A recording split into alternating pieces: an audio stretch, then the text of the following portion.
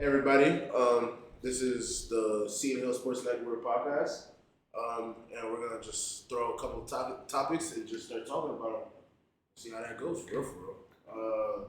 The first topic I have is we're gonna talk about accountability in sports. Just what do you guys think? What do you guys think really matters in a sense when it comes to accountability in sports? Like, how does that dictate your performance? How does that show your team's potential or stuff like that? I think accountability in sports is important because I feel like you want to do what's best for you, then that's going to ultimately help the team. Like people be saying like it's a we and team, but it's still a me and team too. So like if you want to do the best you can do, and like not let somebody beat you, not somebody outwork you, then it's going to help the team in the long run. I mean, in that same aspect, you got to keep your team accountable. You got to keep all your brothers accountable, all your sisters, like anybody you play with. If they're not up to the standard, like you got to tell them. Like, you have to be on their back if they're not on their own. I definitely believe that the standard is the standard. Like we all know what we have to do and how much work we got to put in to be great. So if we're not gonna be accountable in your own right, bro, that's to go. Like that's dead. Like you gotta show, you gotta put in the work. You gotta do what you gotta do to help the team become successful because it's like what he said. It's every individual that comes together that makes the team. Also, keeping someone accountable is also like constructive criticism. Like if you want to see your brother do better, you're obviously going to keep him accountable. I know a lot of people can't take that kind of criticism because they think they're coming at you. But if somebody's giving you that criticism and it's like good criticism, yeah, to make you better, that's all good. And I know, and like that's when they know you're like, you're going to be a good player or something like that in your grinding. So like ones if so you guys are like all older players and everything. So ones if somebody was like a freshman or someone younger trying to show you you're not really taking yourself accountable, not doing like the little things. If they come up and say something to you, how are you gonna take that down? Because there's a lot of people who are just gonna like they brush you off and they show like they're gonna tell you shut up or move on or something like that and you just don't care. So how would you feel about that? I mean, I'm not big into the rah, yo, what the heck are you doing? Like, bro, I'm gonna if I see you're slacking, if I see that, I'm gonna go to you, give you that look, be like, bro, what are you doing? Like, look at yourself right now. Look, you're not doing the things, you're not taking the steps that we talked about how we want to be great, bro. You gotta switch up what you're doing. You gotta switch up your ways. You always gotta give them the bigger picture. What are you gonna do right now? It's gonna make you great later.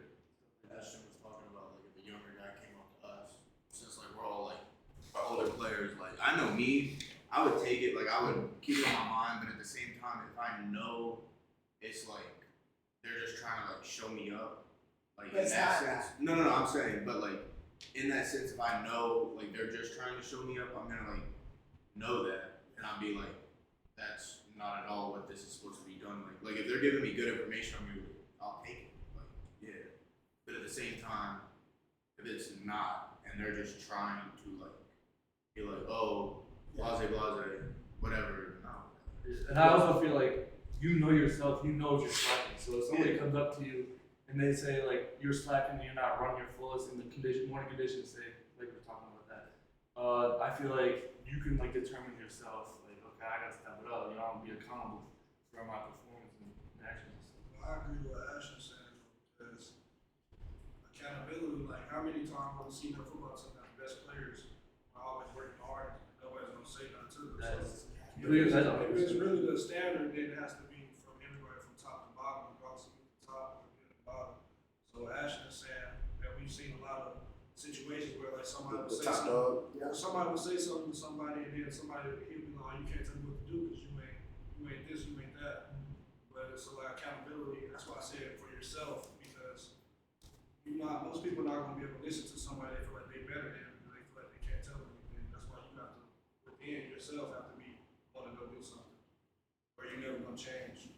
I think like somebody that exemplifies like the pillar of accountability within like our sport football would be Nario. Like nobody was harder on Nario than Nario himself. Like nobody could tell him what he was doing wrong that he wasn't already telling himself. Like I need to pick this up. I need to work on this. Like he was waking up at 5 in the morning, perfecting his craft throughout the entire day, the entirety of the summer, like every single day of the summer. He didn't take one day off. So That's being accountable to yourself, which Yeah. is huge too. You don't always gotta take being accountable from someone else. You can be accountable to yourself, and that's the most important part. Like you know yourself the best. But then again, when it comes to Nario, I feel as though that like he himself, he just didn't. I lost my train of thought. I'm so sorry, guys. I'm so sorry. I tried to keep it playing fun. I lost my train of thought. I'm sorry. I mean, like, to like kind of branch it out, I think accountability has a lot to do with like discipline. Like accountability of yourself at least has a lot to do with discipline because like if you have no discipline, how are you gonna keep yourself accountable? How are you gonna tell yourself you're doing something wrong if you can't like keep yourself on track? I felt like the receivers got a reality check because we got a whole new wide receiver coach and shout out Coach Cobbs for our first individual training session with just receivers. He really is accountable on people finishing through the line, and that wasn't real big last year. But very first session, we had to do 5 up downs, different times because people were finishing through the line. I mean, everybody was like kind of shocked because like we weren't used to it. We weren't used to that kind of accountability. It'll be like a gradual jog through last year. Where this year you're catching the ball 3 yards before the sideline, you can sprint through those 3 yards. Yeah. So it's just a different standard, and we all like responded to it differently, I think. So it's gonna be interesting to see how it happens next week. But yeah. Yeah, the up downs. My chest is a little juiced up a little bit, but we just try to get better. It's gonna translate to the field. I feel like because if you're getting held to that standard in just individual drills, I mean, when you're on the field 11 on 11, 7 on 7, 1-on-1s, it's gonna translate. You're gonna push even that much harder. But even to switch off of accountability, now let's talk about how leadership plays into a factor in team sports and just in sports in general. I feel as though being a strong leader, everybody leads in their own way. I mean, there's the leaders that are talking rah-rah, and there's the leaders that just put their head down and work and lead by example. And I feel as though, regardless if you want to be a leader, regardless if anything that no matter what comes to any other aspect, I feel as though number one, you have to be one of the hardest workers in general, internally with yourself. Like you have to personally just continue and show everybody that like you are a leader for a reason. You wear you wear that stigma proudly, and you show everybody that you put in that work no matter what, no matter if you're having a good day, bad day. You should be able to tell a leader. That's the way I look at it. And just being a leader is it's a different type of vibe. I feel like you gotta walk with it too. I mean, at that same time, what if you have somebody who doesn't like work 100% every time, but on the field they dominate? Like You're talking about like work, weight room. Yeah. Okay. Like weight room work, like conditioning, like they don't give 100%. But then on the But field, when the job. pads come on, is a difference. But think about how much that really correlates. There's not real people who are couch potatoes who sit there and play video games. I'm not going like to that. I know, but you said that. I know, but like I'm not saying like So, go slow, coming off the count. I know kind of what you're doing. You're not putting like an extra 10 pounds to like it's like that kind Like of. you're going down on your weight. Or you're just staying the same from the last week, right? You're not getting But then again, I feel as though whoever that athlete is, they're just gonna plateau. Yeah, they're dogs, but they're never gonna go above and beyond what you expect them to do. They're gonna perform, yeah, but they're not gonna ever be that X factor. But what does that like do with their leadership? I mean, they're just not a great leader. They're just working. You gotta be able to back it up. I mean, I feel like whatever sport you play, you gotta back it up on the field. Like, I don't care what you do in the weight room, conditioning. If you're winning sprints, you gotta back it up on the field. Like for sure. You gotta put up stats, and you're gonna be all around the field, work hard, obviously, but in practice, you gotta back it up. So that's like a big part of it. But then again, I feel as though that to be one of the best players might not always be the best leader either. Like that's Right. totally That's totally a thing. Like you don't have you could be a good player and not the best leader on the team. That's 1,000% 100%. But if you're gonna be a leader, you have to lead by example. I feel like all the time. You have to have that character component. You gotta live by that standard. You ain't gotta have stats to be a leader. That's why see like the field team, so they bring in veterans that's not playing, but they just help you. You don't have to have stats. Leadership is about having respect first. You gotta have respect. If people respect you, kind of listen to you. But once you earn that respect, then you should be able to tell people what they want to hear. Like, think about your favorite basketball team. They got Haslam on the bench. More personal fouls than points. But he put in that hard work, and he's a leader. He's like a coach on that team. He's like a coach. Honestly like on a player status. He's like another coach. That's really what he is. If you look at the Patriots, who's been there? Like the special teams, Matthew Slater. He's a special teams guy. Like, he gets tackles. He's a captain. He's been there for 10 years, and Bill Belichick loves him to death. He talks highly of him, and he's, it's literally the coach on the field for that special team. So it's like you don't always have to.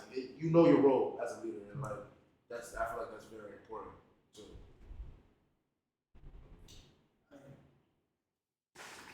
Geez, it's a lot to really digest and like go into about different leaders and everything.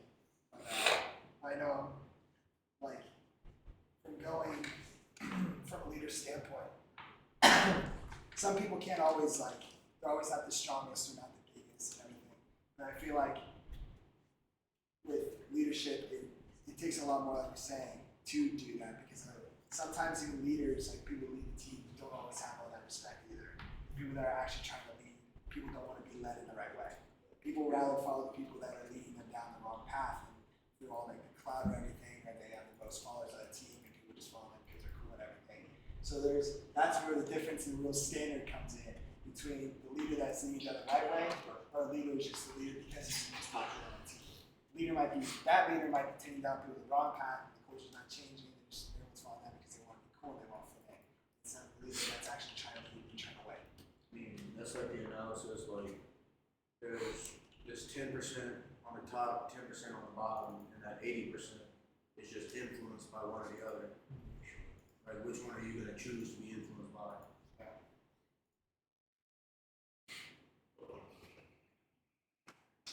Other than that, I mean, if we're talking about leadership, I just want to, like, one question. What teams do you think are better, player-led teams or, like, coach-led teams? Depends on every team is different. yeah, every team is different. It depends what works for you. I feel like too. Yeah. I feel like it definitely depends on the sport too. Yeah. Because there's a lot of different sports where you could think like football could be better player-led, and then maybe like lacrosse, like you need those coaches.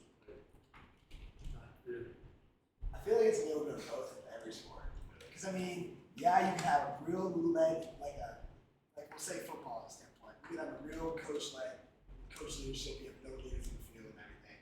So practices and everything with the coaches, like everything that's happening, like people are good. But once you get to game, when the coaches can't really do anything anymore, can't stop practice, that's when you're shut down. But then during practice, you're gonna have that leader just on the practice field, and whatever that leader does, everyone's gonna do. No one's gonna listen to the coaches. And then once you have the field, it's 50-50.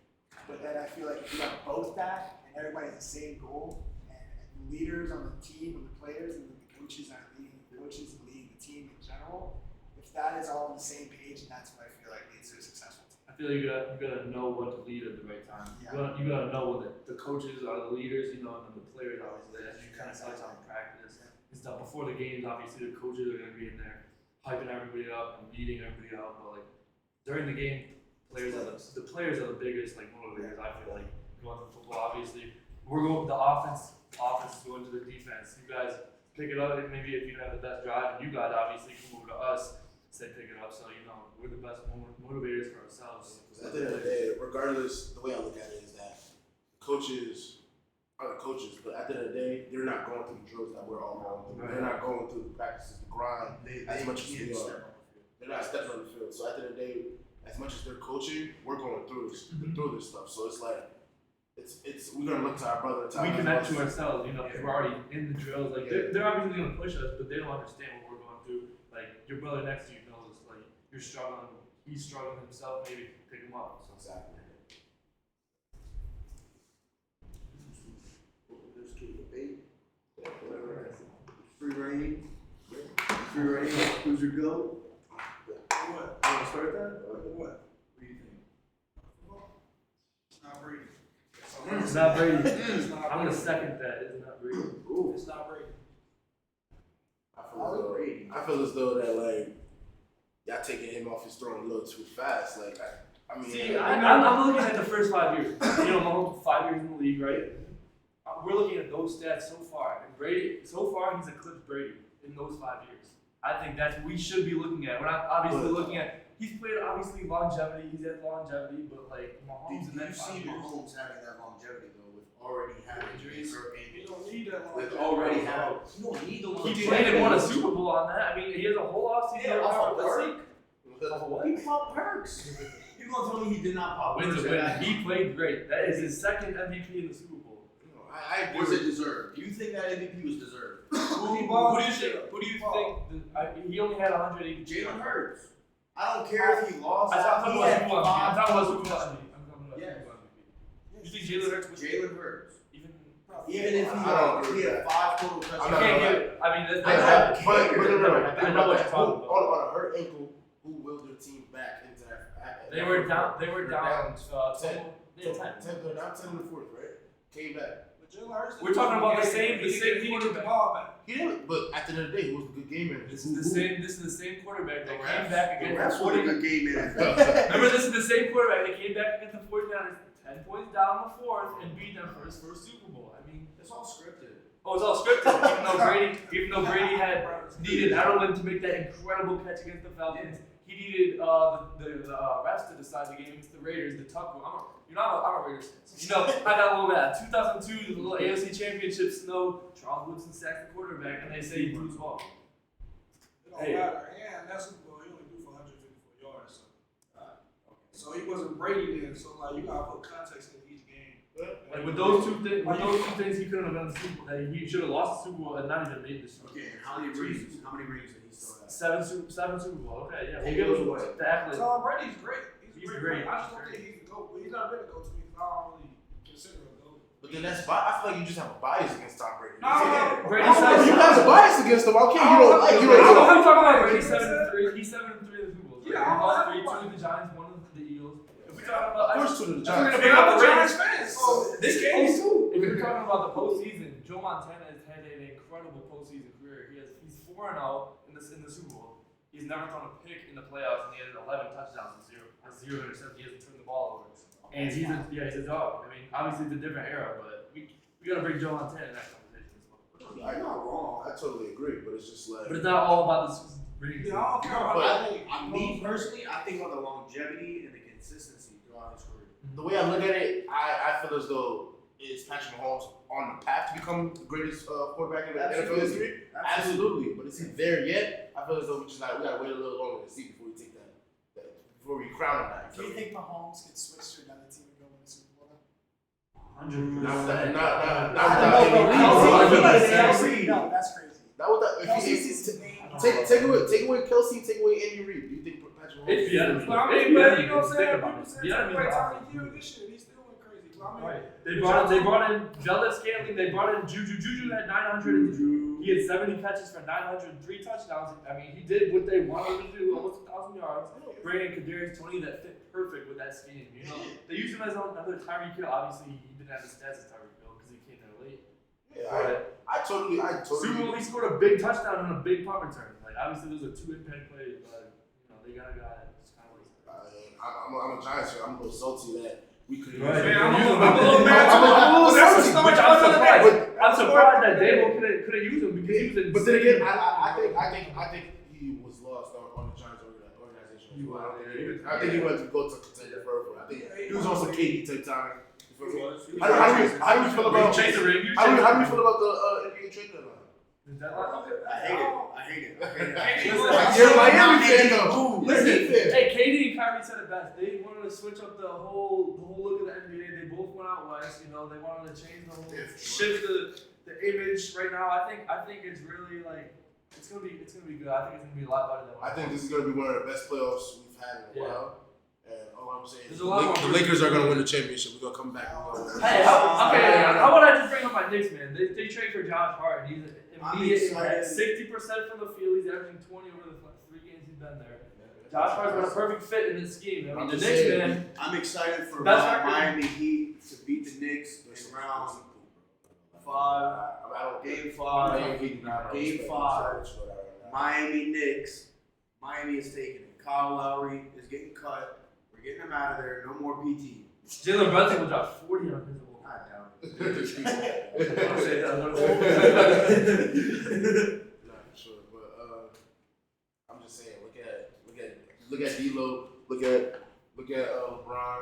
Look at AD. Man, the Lakers looking scary right now. The Lakers are going to. I be the best big in the game. When healthy, AD is a demon, bro.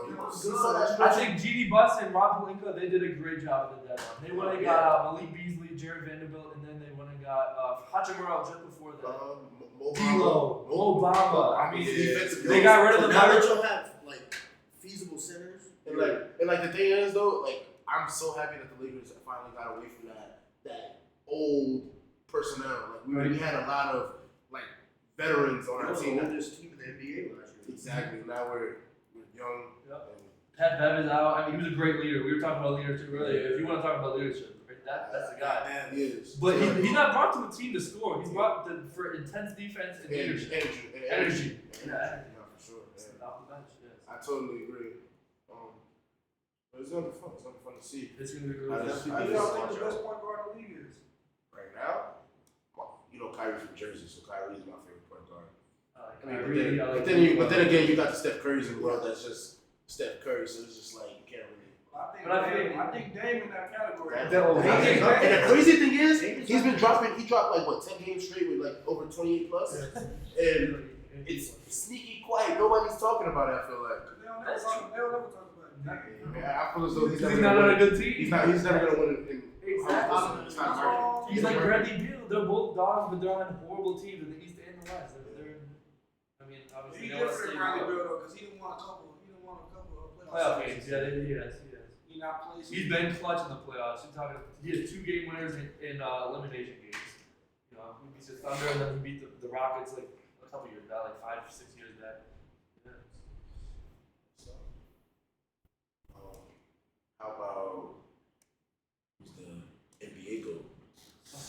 I ain't gonna lie, I'm LeBron coming because I feel like the second stint of LeBron, yeah, he's coming. Because I feel like Jordan was a more complete player for a longer period of time until now. Because I feel like LeBron's second stint, he became a complete player. That's why 2018, that playoff run, he could start shooting once he started getting that 3-pointer right. He can't guard me and everything on the court. So that's why I said it's like when LeBron retired. Then that discussion, I feel like LeBron would be the GOAT. Me personally, LeBron is good. Like literally every point LeBron scores is a record. Is that not crazy? Every point is the record. He's just adding to it. He's just stacking it. To the record. Add to his highest points. I feel like in the next 50 years, 70 years, there's nobody that's going to break it. I don't know. Who's going to break There's it? nobody on pace. I mean, right now, other than like the Luka. people active right now that are in the top 15 will say, we can say Melo's active. He's not right now. Who else? They got Curry's up there. I like Melo is one of my favorite players. He's not just chasing him. Like, he's not coming up like that. Like That's because the NBA blackball. Yeah, they blackball maybe like 4 or 5 or 6. He would.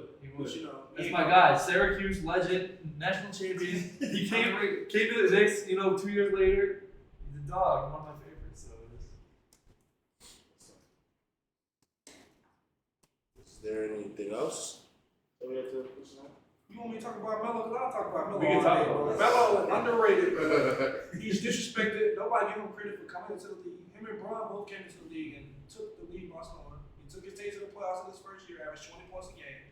Anytime, he's one of the best scorers in the history of basketball. he can score anywhere. And if Detroit, they made one of the dumbest decisions in draft history,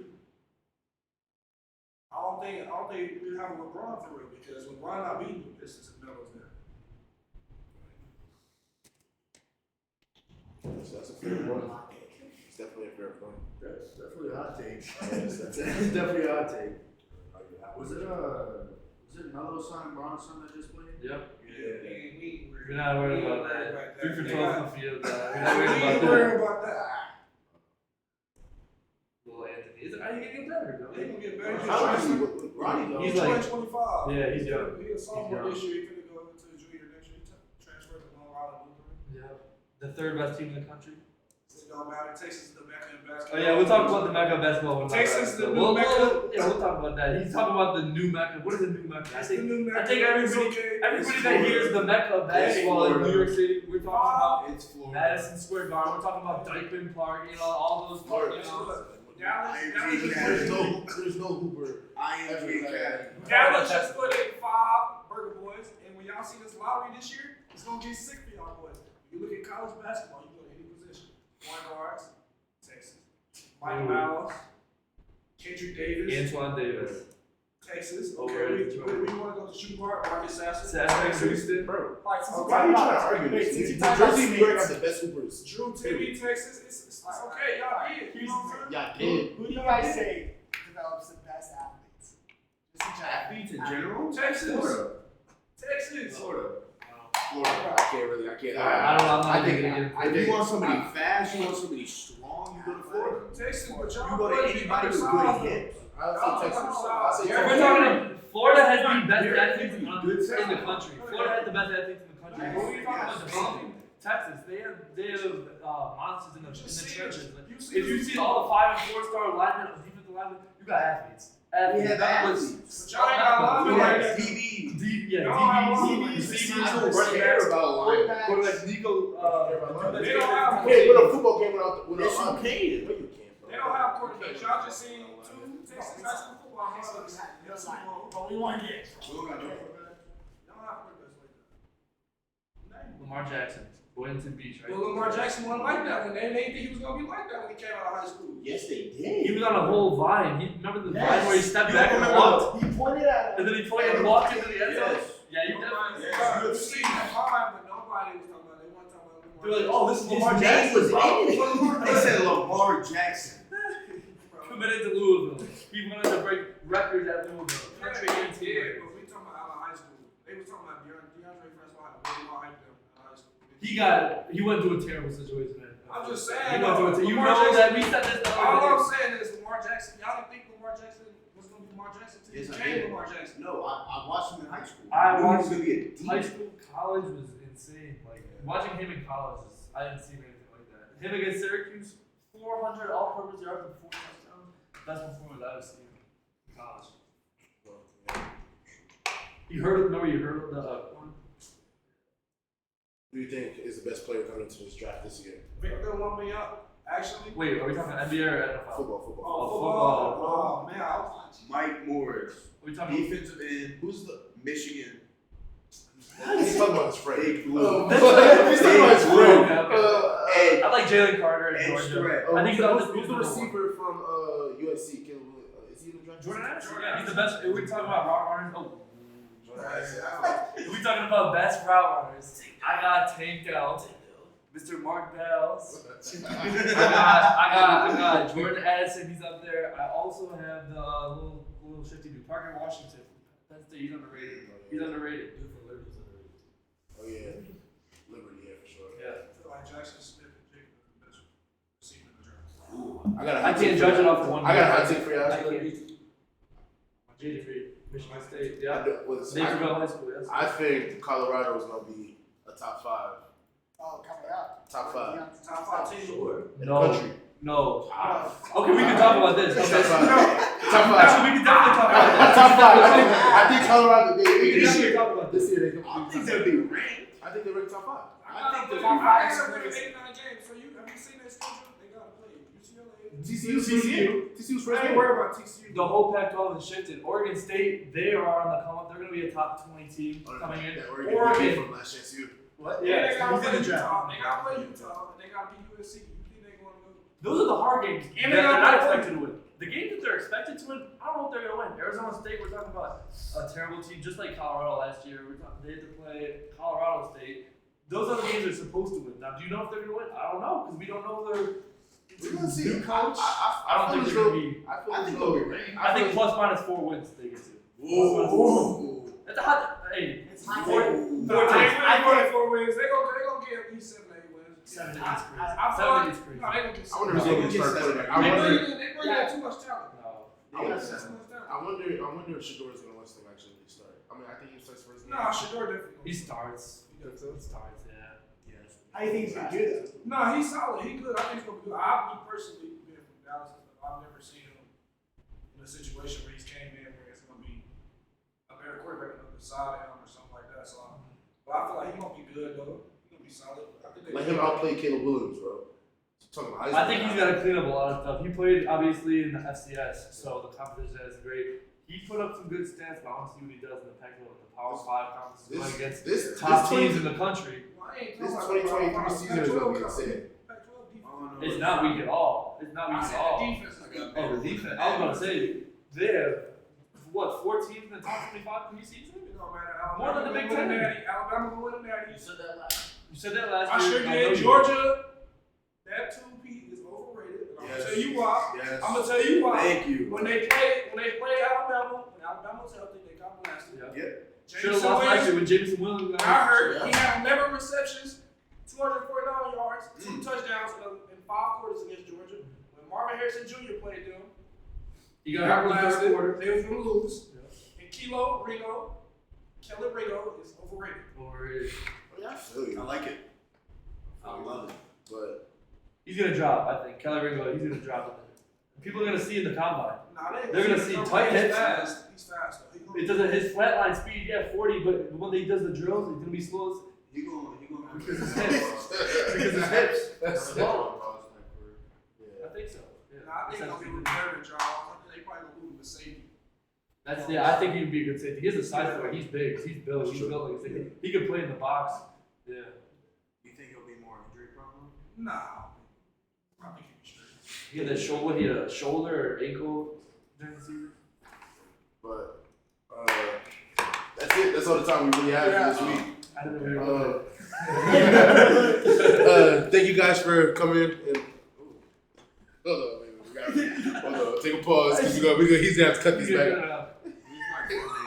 Thank you guys for This is unedited live. nah, bro. No. Thank you for tuning in. Thank you for tuning in, guys, for another episode of Seton Hill Sports Network podcast. Thank you for showing out. What do you mean another episode? This is the first episode. This is our first episode. All right, I'll be doing that. Thank you guys for tuning in for our first episode of Seton Hill Sports Network podcast. Thank you guys for showing out. Have a blessed day.